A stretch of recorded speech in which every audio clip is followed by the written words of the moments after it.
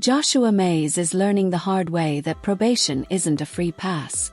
Miss one class, one check-in, and suddenly the stakes skyrocket. Judge West doesn't just hear excuses. She dissects them, making it crystal clear that compliance is non-negotiable. You are Trisha Tarrant, and Mr. Tarrant is charged with capital murder of a person in a prison. Mr. Brewer, Ms. Jordan, where are we and what's the announcement? Your Honor, the state is announcing ready. We have no pretrial at this time. I believe I have offered a formal plea offer to the defense. And she has that offer has been forwarded to my client. So at this time, to say that we will probably set this back to trial. If we could, perhaps February next year, just move on. Well, it'll be when it'll be. But what I do want you guys to do, if there's a formal offer, I'd like to get a formal rejection of that. I have those forms on the tablets. We can get, maybe Mr. Rojas or Mr. Parker can help you fill out that formal. If you don't want to accept a plea agreement, I'll go through that today. Once we do a rejection, the case is placed on the trial docket. Typically, I don't accept that same plea agreement. You can plea open to the court. It could be something different unless there's new information that either of you get between now and then. So once it goes on the trial docket, it'll be expected to go to trial, or it'll be something different because of some information that you guys received. So I'll hold it. If you want to grab one of those tablets. Mr. Rojas, would you mind helping? Thank you very much, sir. And as soon as you do that, I'll go through all of that, bring you back up, and then we'll get it set for trial and look at kind of everybody's, how long we think that might take, and then we'll schedule it around that. But we're definitely not anywhere close to looking into February. We're looking at this year probably, based on our, unless there's some big reasons, but we'll see where we get, okay? Okay. All right, I'll hold it while y'all get that taken care of. Good morning, ma'am. Are you Lisa Pratt? I am. And Ms. Pratt, this is your initial appearance. In cause number 24, DCCR 1460, you're charged with the state jail felony offense of theft with previous convictions, and that's from April 1st of 2024. Since you've made bond in your case, have you had an opportunity to try to hire a lawyer? They assigned me a lawyer. They did. So when you're in custody, we give you a court-appointed attorney, but now that you've bonded out, what I do is expect you to at least try to hire your own. So I'm going to reset your case for about 30 days to give you some time to try to hire someone. Okay. If you get someone hired before the next court date, just bring the reset notice that you get today to that lawyer. They'll tell you what to do. If you're unable to hire someone before the next court date, then I'm ordering you to visit with at least 3 lawyers. They all charge different amounts. They have different payment plans. You need to bring me back the names of the lawyers that you've talked to, so I know you're trying. If you don't do that, then when you come back, you run the risk of me raising your bond for not following that court order. Do you understand? Yes, I do. And are you working? I'm on disability. You are. If I test you this morning, you can have anything in your system? I do. No. Have a seat in the jury box. Let's double check what you got in there. Have a seat in the jury box. Good morning, ma'am. You're Precious Eaglin? And Ms. Eaglin, you are here on 2 cases, initial appearance. In cause number 25, DCCR 0317, you're charged with the second-degree felony offense of assault on a peace officer. And in cause number 25, DCCR 0318, you're charged with the second-degree felony offense of aggravated assault with a deadly weapon. Since you've made bond in your case, have you had an opportunity to try to hire a lawyer? I spoke with Mr. Burbank, but I haven't officially hired him because I'm talking to somebody else. Okay. It's like the amount he wanted as well, so I'm need to call somebody else and see. Okay, so what I'll do is give you about a 30-day reset to either get Mr. Burbank or someone else hired. If you get someone hired, just bring the reset notice that you get today to that lawyer. They'll tell you what to do. Yes. If you're unable to hire someone before that next court date, then I'm ordering you to visit with at least 3 lawyers. They all charge different amounts. They have different payment plans. Bring me the names of the lawyers that you talk to when you come back so I know you're trying. Then we'll discuss your options. If you don't do that, then when you come back, you run the risk of me raising your bond for not following the court order, and you would go back to jail. Do you understand? All right, step in front of the clerk. She'll give you that reset notice. Good morning, sir. You're Zachary Turner. Yes, ma'am. And Mr. Turner, this is your initial appearance. And cause number 24, DCCR 2197, you're charged with the first-degree felony offense of fraudulent use or possession of identifying information, and that is from April 22nd of 2024. Since you've made bond in your case, have you had an opportunity to try to hire a lawyer? Okay. Looks like you also have prior felony convictions, so it's going to be very important that you try to get someone hired. What you're charged with is extremely serious, obviously. So what I'm going to do, Mr. Turner, is reset your case for about 30 days to give you some time to try to hire someone. If you get someone hired before the next court date, just bring the reset notice that you get today to that lawyer, and they'll tell you what to do. If you're unable to hire someone before the next court date, then I'm ordering you to visit with at least 3 lawyers. They all charge different amounts. They have different payment plans.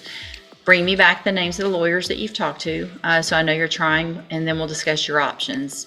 If you don't do that, then when you come back, you run the risk of me raising your bond for not following the court order, and you would go back to jail. Do you understand? Yes, ma'am. All right, step in front of the clerk. She'll give you the reset notice. Good morning, sir. You're Joshua Mays, and Mr. Mays is on probation for burglary of a habitation. Motion to revoke has been filed. What's the announcement? Your Honor, if the court would entertain going through the motion, we can enter please, and not get an updated pre-sentence. There's no agreement. No, Your Honor. Mr. Mays, would you please raise your right hand? Do you swear or affirm the testimony you're going to give in this hearing will be the truth, the whole truth, and nothing but the truth, so help you God? Thank you. And will he waive the formal reading of the motion? So late. Mr. Mays, in cause number 20-36100, I have a motion to revoke your unadjudicated probation. Shows that you were placed on probation September 13th of 2021 for burglary of a habitation, and that was a 3-year deferred probation. Is that correct? So it alleges in that probation, or in that motion, that you violated your conditions of probation. Count 1 alleges that you failed to report to the probation department as required for the months of October and December of 2024 and January of 2025. And is that true or not true?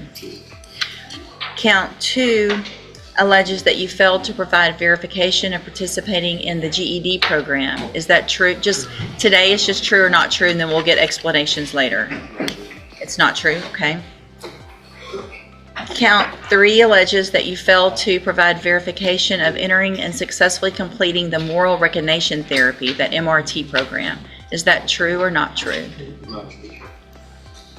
And count 4 alleges that you're behind in your court-assessed fees. As of January 15th of 2025, you were $3,685 behind. Is that true or not true?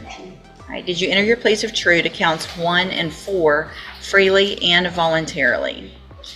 Speak up, please. Yes, ma'am. And did you plead true to those because they're actually true? All right, then I'm going to find that you entered your pleas of true to counts 1. Notice how the judge is methodical with bond and hiring lawyers. This is more than just paperwork. It's about giving defendants a fair shot while ensuring accountability. Court-appointed versus privately hired attorneys can drastically change a case strategy. Here, Judge West is making sure everyone knows what's expected. And 4 freely and voluntarily. Find those counts true. Find sufficient evidence to find you guilty and revoke your probation. But I'm going to reset your case so that we can have a sentencing hearing. I'll get probation to do an updated report. Looks like we probably will only need a probation officer, so we can do that on a normal day. Yes, shouldn't take long. All right. And so you need to stop and talk to probation on your way out of the courtroom so that they can make sure and tell you what you need to do to get ready for that sentencing hearing, okay? All right, we'll see you back then. Good morning, ma'am. You're Dale Johnson, and Ms. Johnson is charged in 24 DCCR 1570 with indecency with a child by sexual contact, in 24 DCCR 1571 and 1572 with aggravated sexual assault of the child. And Mr. Johnson, what is the announcement? Not ready, Your Honor. Our investigation continues. We have served subpoenas on 2 school districts. We're awaiting those records. I understand we're also awaiting some records from the Texas Department of Human Protective Services. Okay. Agreed order of court signed. Okay, that should be, that was signed back at the end of February, and I see your subpoenas. All right, so let's do this. I'm going to do maybe a 45-day reset instead of a 30. Hopefully we'll get somewhere on all of those documents, the CPS as well as what you've done, and see if we can get an announcement at that next court date. Make sure you stay in touch with Mr. Price. He'll let you know when you need to be back. All right, thank you. Good morning, you're Tyreek Flanagan. And this is cause number 23 DCCR 2310. Mr. Flanagan's charged with indecency with a child by sexual contact. What is the announcement? Your Honor, we've gone back and forth with this quite some time. We have. I don't think we have any choice but to set it for trial. Okay. There's an issue with the outcry person.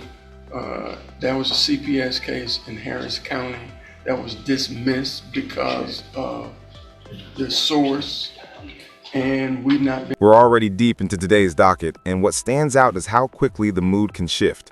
One moment it's legal formalities, the next it's life-changing decisions. From probation violations to violent charges, Judge West keeps the same sharp focus, cutting through excuses, weighing every detail, and making sure no one leaves her courtroom without being held accountable. And we're only halfway through. We tried to get that information to state his trial through CPS, but we're not getting it. So we don't have much choice but to set this for trial. I'll order it. Well, that's the thing, Judge. We've done that, and we've reordered it. I see that. We've done a second. And what we're still getting back is the same set of records. But it's not the records that show the dismissals and why over in Harris County. Do y'all want to do a very try one more time with And I talked with Kelly Friday. I was on the phone with Miss Adams, who's the regional attorney. Right. But we're getting another copy because our copy is gone. However, the newer stuff wouldn't have been in it. This is newer allegations that's happened since I've been on the case. So are they going to work on getting that? Did she say that? I didn't get a specific. I'm still trying to get the original records. So we've sent this a second amended that I wrote specifically to get the newest, and it still didn't come back. So okay, but you talked to her and she knows that we're trying to. Her assistant is getting me stuff. I'm in contact with her. Okay. But the newer stuff is the problem, dude. Right, but I don't want it to be. I'll call her. We'll call her. We've had no issues dealing with her if we need something. So if y'all need me to do something, I want to get it done. We just need to know the basis of the dismissal in Harris County. That's the same culprit. Do a joint email to me today with the two of you guys and me saying what you need, and then I'll forward that and give Stephanie a call and see if we can find out what we need to actually get that specific information. And I just want to let the court know, like, since I've been dealing with counsel on this, I've reached out to the Houston office, CPS, to find out if there's information that is get through that office as opposed to going to Austin. Right. The way we go, I've not gotten a response. And okay. I've gotten turnover and all. Send me something today, and then we'll try to. And before we put it on the trial docket, let's do one more reset. Let me reach out to Miss Adams, see if there's something she can do to help us with that Houston information. Yeah. And then there's got to be a way to get it. So I'll call whoever I need to call. Thank you. Okay. Stay in touch with Mr. Samuel. He'll let you know when you need to be back. Good morning. You're Ramadan Castillo. And Mr. Castillo is charged in each of his cases with aggravated sexual assault of a child. It's set for trial to begin with jury selection Monday, June 2nd. And what is the announcement? All right. Well, obviously, it is one of the older cases. I anticipate it being at the top. We'll find out, I guess, actually next week, because we'll have a docket next Tuesday. But I anticipate it being up there. If anything happens between now and next Tuesday, let me know. There won't be any plea agreements after that. So if anything changes, y'all get together, and otherwise we'll try to get it taken care of on that day. All right. Stay in touch with Mr. West. He'll let you know when you need to be back. Mr. Mr. Kimler was here already. We called your name. You need to be here on time, okay? Otherwise, you're going to end up with a bond forfeiture and you'll be put in jail, and you don't want that to happen. So I'm going to recall the bond forfeiture. Your case is set for trial to begin in a couple of weeks. The attorney's announced ready. So I'm going to number the case for trial. You need to stay in touch with your bondsman and Mr. Kimler, and they'll let you know when you need to be back and ready for trial. It'll be in 2 weeks. Okay? You're free to go. Good morning. You're Rochelle Manuel. Yes, ma'am. And Ms. Manuel's charged with aggravated assault causing serious bodily injury. What is the announcement? Your Honor, she's been very good about staying in contact with me about updates and all that. We have a new plea offer that Mr. Nichols gave us today. She wants to accept that offer. She told me this 2 weeks ago that she's trying to be responsible. Her apartment lease expires this week and she gets her last check. And she's gonna plead to pen time, and she wanted to wait to plead out next week if we could, so she could take care of her affairs. And I feel certain that she's gonna plead. Why don't we do that? Why don't y'all do the plea and I'll just reset it for sentencing, but we don't need to get a PSI, but that way we get that first part taken care of. And I'll do that, Judge. all right, I'll hold it while y'all do that. Mr. Elam, I'm gonna have you tested this morning before we go forward. Have a seat in the jury box. Let's see if you got anything in your system. Good morning, sir. Are you Nicholas Gilmore Jones? Right from the jump, you can feel the tension in Judge Raquel West's courtroom. Capital murder charges aren't just serious, they're life-altering. Every word, every hesitation matters here. Watch closely, because in a courtroom like this, even a small misstep can echo through a lifetime. And Mr. Rojas, will your client waive the formal reading of the indictment? You will, Your Honor. Mr. Jones, in cause number 24, DCCR 1441, you're charged with the state jail felony offense of solicitation of prostitution from March 28th of 2024. And how do you plead to that charge? Guilty. Are you pleading guilty freely and voluntarily? Yes, ma'am. And are you pleading guilty because you did what they've charged you with? Yes, ma'am. I have here on the computer some documents that have your signature on them that the state has marked as exhibit number 1. Before you signed these, did you go over them with Mr. Rojas? Yes, ma'am. And do you fully understand them? Yes, ma'am. And do you understand, if I follow the agreement that you've made with the district attorney, that you'll be waiving or giving up any right to appeal? Yes, ma'am. And it looks like the agreement that you've reached is for a 2-year term in the state jail prison, but that would be probated. You'd be on probation for 5 years. You would be ordered to pay a $500 fine and to follow all of the rules and conditions of probation. Is that your understanding? Yes, ma'am. Do you also understand, if you're not a U.S. citizen, that a plea of guilty or no contest may result in your deportation, exclusion from admission to the country, or denial of naturalization under federal law? Yes, ma'am. State tenders number 1. No objection. It's admitted. Is there any evidence that Mr. Gilmore Jones is not competent? No, Your Honor. All right, sir, I'm going to find that you entered your plea of guilty freely and voluntarily, find that you're mentally competent and understand the nature and the consequences of your plea. Is there some history? Is that why it's a 2/5? It is, Your Honor. So I'm going to find sufficient evidence to find you guilty. However, I'm going to reset your case so that I can get a pre-sentence report done. That'll just give me more information about you, your case, any history, and then we'll go forward with sentencing at a later date. You need to stop and talk to probation before you leave the courtroom today, and she's sitting at that desk right there, okay? We'll see you back at sentencing. All right, ma'am, again, you're Rochelle Manuel. And will your client waive the formal reading of the indictment? Sure, Your Honor. Ms. Manuel, in cause number 24, DCCR 1050, you're charged with the second-degree felony offense of aggravated assault causing serious bodily injury from April 5th of 2024. And how do you plead to that charge? Yes.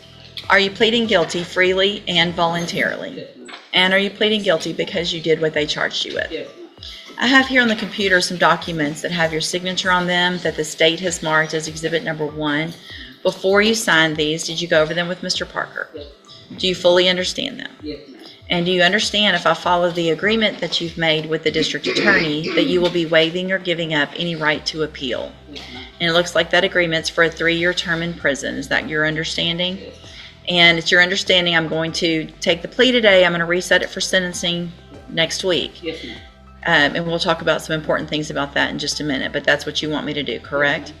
Do you also understand, if you're not a U.S. citizen, that a plea of guilty or no contest may result in your deportation, exclusion from admission to the country, or denial of naturalization under federal law? Yes. All right, state tenders number 1. No objection. It's admitted. Is there any evidence that Ms. Manuel's not competent? No, Your Honor.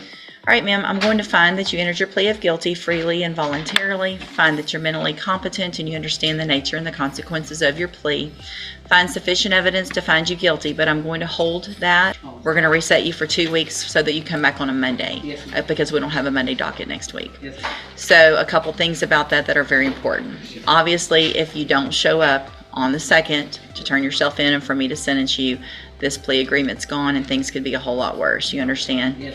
If you're arrested for anything between now and that court date, things could obviously go bad and I don't have to accept the agreement. You understand? Yes, ma'am. All right, we'll see you back then on the 2nd at 9 o'clock. Yes, ma'am. Okay, thank you. All right, Mr. Gomez-Vasquez, would you please raise your right hand? Do you swear or affirm the testimony you're going to give in this hearing will be the truth, the whole truth, and nothing but the truth? Thank you, sir. And will your client waive the formal reading of the motion? You will, Your Honor. I have a motion to revoke your unadjudicated probation. It shows that you were placed on probation March 11th of 2024 for the second-degree felony offense of indecency with a child, and that was a 10-year deferred probation. Is that correct? It alleges that you violated your probation. Count 1 alleges that you failed to successfully enter and complete an approved sex offender treatment program. Is that true or not true? The program, I've gone to those classes. Just, is it true or not true? If it's not true, then we'll just have a hearing. Okay. Not true to count 1? Yes, ma'am. All right. Count 2 alleges that you failed to register with the sex offender tracking program. Is that true or not true? No, it's true. But Okay. So did you enter your plea of true to count 2 freely and voluntarily? And because count 2 is true. All right, then I'm going to find that you entered your plea of true to count 2 freely and voluntarily. Find that count true. Find sufficient evidence to find you guilty and revoke your probation. But I'm going to reset your case for a sentencing hearing. Mr. Hoffpower, you can bring whoever with regard to count 1, please. Probation officer. I don't anticipate that would be long, so we'll just do it on a regular day. Just for the record, so he understands what I would explain to him, I'm explaining to the court, is that he has explanations of things he's done. Sure. And I've said, that it's whether you did this or not. And so he has some reasoning or explanations for all this. Which We'll get the explanations at a sentencing hearing. And so what'll happen is I'm going to have probation do an updated pre-sentence report before sentencing. That'll give me more information about what's been going on. And then when we come back, Mr. Parker will be able to present to me anything you think is important on your behalf. Mr. Hoffpower will be able to bring any witnesses with regard to that count, and then I'll decide what to do on that day. Okay? All right. You are free to go. Today's Thank you. session